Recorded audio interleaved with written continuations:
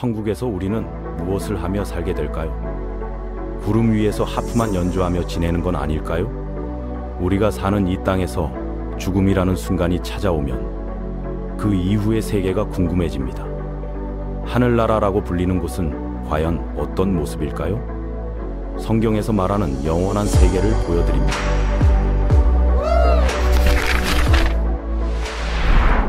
많은 사람들이 천국에 대해 막연한 상상만 하고 있지만 성경은 우리에게 구체적인 정보들을 제공해주고 있습니다. 현재 우리가 살아가는 이 세상과 우리가 향후 거주하게 될 천상의 세계, 그리고 절대 가서는 안 될 지옥이라는 곳 사이의 결정적인 차이점은 무엇일까요? 바로 하나님의 현존이 얼마나 강하게 나타나느냐 하는 것입니다. 지금 우리가 거주하는 지구에서는 창조주의 임재를 부분적으로만 경험하고 있습니다. 때로는 하나님의 존재를 느끼기도 하고 때로는 전혀 느끼지 못하기도 하면서 신앙의 굴곡진 여정을 걸어가고 있습니다. 반면에 천국에서는 그분의 완전한 영광이 가득 채워져 있습니다. 하나님의 임재가 100% 완전하게 나타나는 곳이 바로 천국이며 그곳에서는 그분의 영광을 온전히 경험하게 될 것입니다. 반대로 지옥이라는 곳에는 하나님의 임재가 전혀 존재하지 않습니다. 모든 선한 것들, 사랑과 기쁨과 평안의 근원이신 하나님이 완전히 분리된 곳이 바로 지옥인 것입니다. 성경이 말하는 천상의 세계를 하나씩 정리해 보겠습니다. 말씀을 따라가다 보면 천국의 전체적인 그림이 자연스럽게 그려질 거예요. 그리고 그 속에서 우리가 가진 놀라운 소망을 다시 한번 확인하게 될 겁니다. 천국이라고 말할 때 실제로는 우리가 최종적으로 거주하게 될 새로운 지구를 의미합니다. 많은 사람들이 천국을 구름 위의 어떤 추상적인 공간으로 생각하지만 성경은 그보다 훨씬 구체적이고 실제적인 장소를 묘사하고 있습니다. 요한계시록에서 요한이 목격한 새 하늘과 새 땅이란 정확히 무엇을 가리키는 것일까요? 현재의 지구가 완전히 새롭게 개조되고 업그레이드된 버전을 받게 될까요?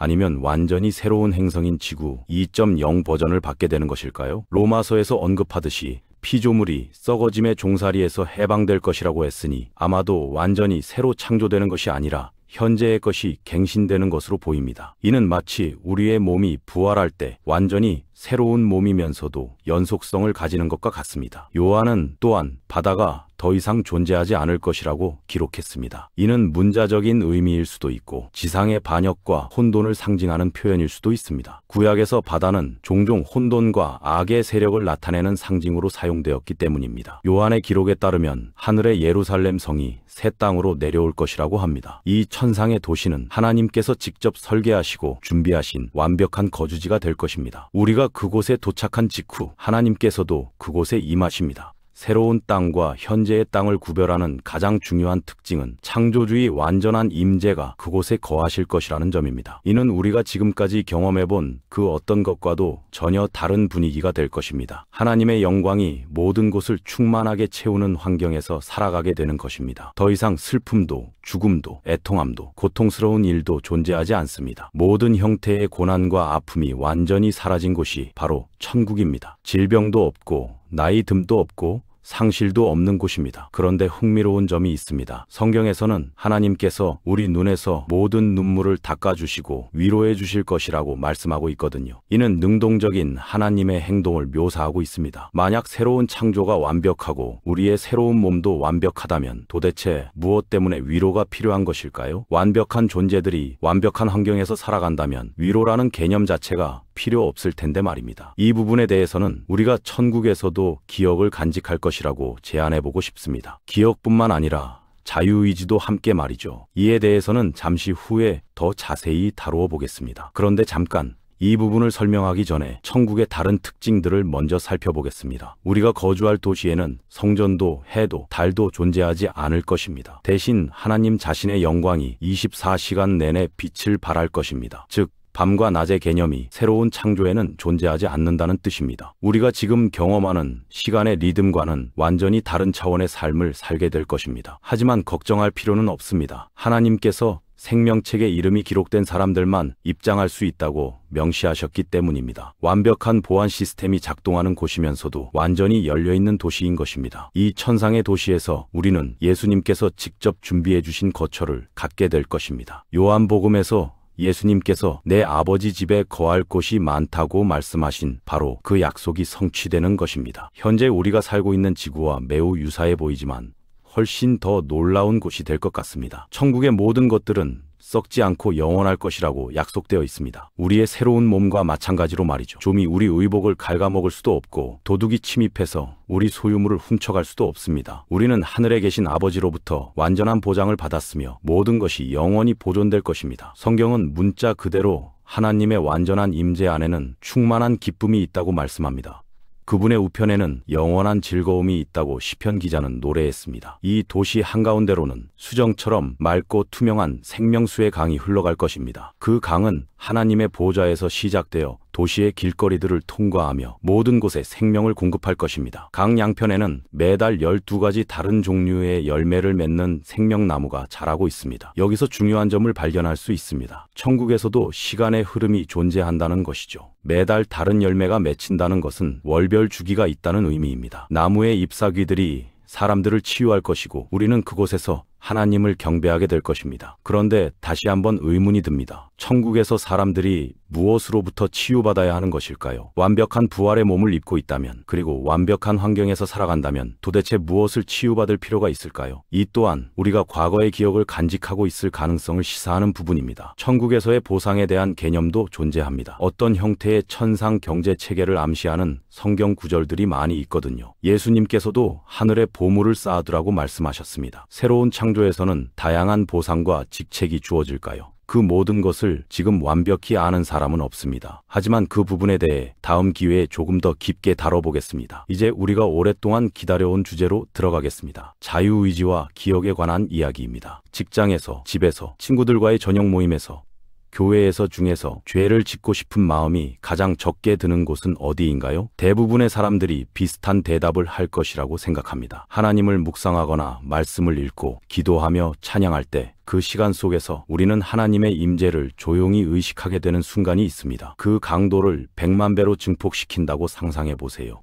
우리는 이제 새로운 창조 안에 있습니다. 모든 영광 가운데서 하나님의 완전한 임재가 제 새로운 눈에 빛을 비추고 있습니다. 지상에서 그런 순간들에는 죄에 대해 생각조차 하지 않았거든요. 하나님의 임재가 강하게 느껴질 때는 자연스럽게 거룩한 마음이 들고 죄짓고 싶은 욕구가 사라지는 것을 경험해 보셨을 것입니다. 하나님의 압도적인 임재 앞에서는 그런 생각이 마음에 떠오르지도 않을 것입니다. 그래서 저는 우리가 실제로 에덴 동산의 아담과 하와처럼 천국에서도 자유의지를 유지할 수 있다고 생각합니다. 이번에는 죄를 지을 생각이 전혀 마음에 들지 않을 것이지만 말이죠. 자유의지는 이때 그 의지가 항상 선한 것을 향하게 될 것입니다. 이는 강제가 아니라 자연스러운 반응인 것입니다. 과거 경험들에 대한 기억은 어떨까요? 이사야 65장을 인용할 수 있습니다. 이전 것들이 기억되거나 마음에 떠오르지 않을 것이라고 말씀하고 있지만 인류의 영원한 상태가 아니라 예루살렘의 미래 상황에 대해 이야기하는 것에 더 가깝다고 생각합니다. 문맥을 보면 이스라엘의 회복과 관련된 예언의 성격이 강하거든요. 정말로 천국에서 100세에 죽는 젊은이들을 보게 될까요? 그렇지 않다고 생각합니다. 이 구절들은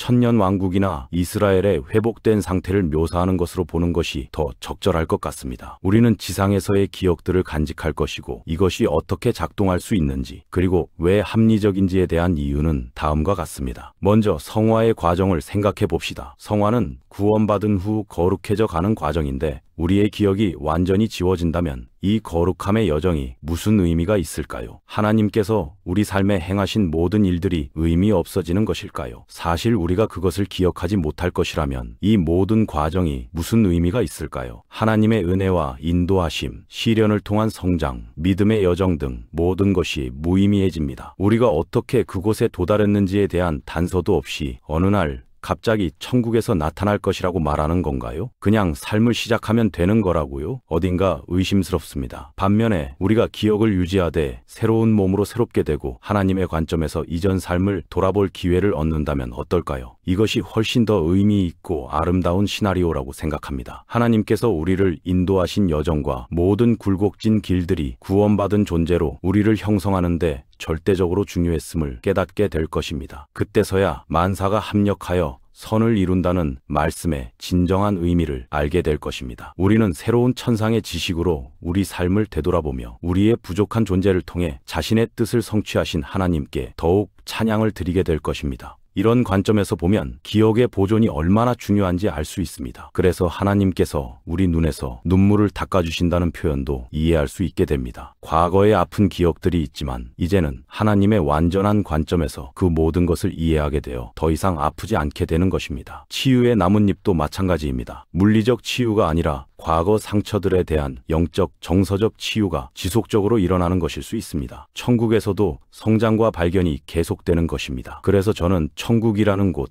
혹은 새로운 지구라는 곳에 대해 여러분께 소개해 드렸기를 바랍니다. 하지만 아직 이야기할 것이 하나 더 남아 있습니다. 천국에 대해 가장 중요한 마지막 한 가지를 말씀드리고 싶습니다. 우리가 알아야 할 천국에 가는 방법에 대해서 말이죠. 아무리 천국이 아름답고 완벽한 곳이라고 해도 그곳에 갈 수 없다면 무슨 소용이 있겠습니까? 천국은 완벽한 곳입니다. 죄의 흔적이 단 하나도 없는 곳이거든요. 하나님의 거룩하심이 충만한 곳이므로 죄가 있는 존재는 그곳에 들어갈 수 없습니다. 이것이 바로 문제의 핵심입니다. 하지만 가족들에게 물어보면 여러분이 짧은 인생 동안 지금까지 잘못한 모든 일들을 아주 빠르게 나열해 줄 것입니다. 우리 모두는 죄인이며 하나님의 영광에 이르지 못하는 존재들입니다. 그렇다면 여러분과 저 같은 죄 많은 인간들이 어떻게 천국 같은 죄 없는 곳에 들어갈 수 있을까요? 이것은 인간의 근본적인 딜레마이며 모든 종교가 해결하려고 노력하는 문제입니다. 간단히 말해서 우리 스스로는 갈 수 없습니다. 하나님께서도 그것을 알고 계셨습니다. 그분은 이 문제를 해결하셨기 때문에 우리를 영원히 죄 가운데 방치하는 대신 직접 이 땅에 내려오셨습니다. 하나님이신 예수님께서 인간의 몸을 입고 이 땅에 오셔서 어떻게 해야 하는지 보여주셨습니다. 그분은 우리가 할 수 없는 완벽한 삶을 사셨고 우리가 받아야 할 형벌을 대신 받으셨습니다. 십자가에서 죽으심을 통해 우리의 죄를 대신해서 값을 치르셨고 부활로서 그것을 확증하셨습니다. 그렇게 하심으로써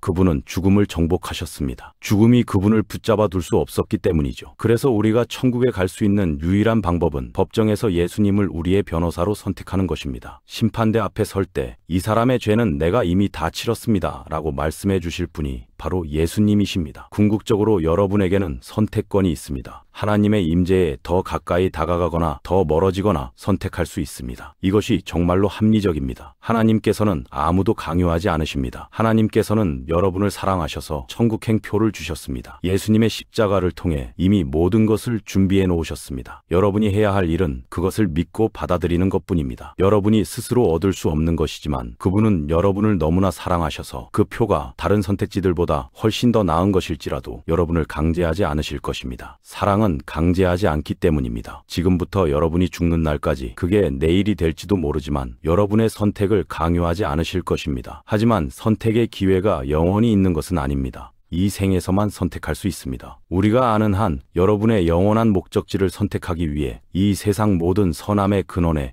더 가까이 가고 싶으신가요? 아니면 더 멀어지고 싶으신가요? 선택은 여러분의 몫입니다. 그 표는 무료입니다. 원하신다면 하나님께 기도하시고 구하십시오. 여러분의 삶에 대한 통제권을 하나님께 드리시고 여러분의 죄를 그분께 고백하십시오. 성경에서 약속하신 대로 그분이 여러분을 용서하실 것입니다. 그러면 여러분도 천국에서 저와 우리 모두와 함께 영원한 약속을 누릴 수 있을 것입니다. 상상해 보세요. 고통도 슬픔도 없는 곳에서 완전한 기쁨과 사랑 가운데서 영원토록 살아가는 것을 말입니다.